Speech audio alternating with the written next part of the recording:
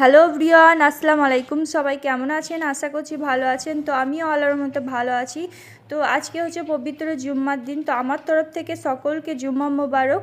তো আজকে আমি করব পটল ছানা, সেজন্য 4টে পটল নিয়ে নিয়েছি। তারপর এখানে চিকে ভরে নিলাম। তারপর এখানে পটলের উপরে একটু সর্ষে তেল মাখিয়ে নিলাম।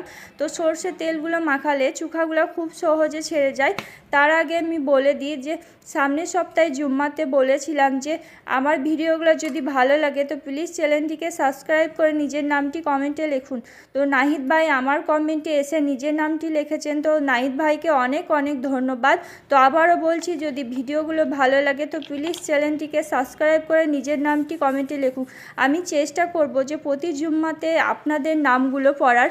তো এখানে দেখুন আমি পটলগুলো পুরানো হয়ে গেছে। তারপর এখানে পেঁয়াজ কুচি, লঙ্কা কুচি, লবণ, সর্ষে তেল মাখিয়ে ভালোভাবে চটকে নিব। তারপর এখানে পটল ছানাগুলো খুব সুন্দর করে নিব।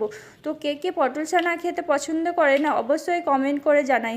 তো এই তো আমার পটল ছানা রেডি। তারপর এখানে আমি ভাত দিয়ে খেয়ে নিব। তো এই তো গরম গরম ভাত দিয়ে পটল ছানা খেয়ে নেব। তো আজকের ভিডিওটা এই পর্যন্ত। আল্লাহ হাফেজ, বাই বাই।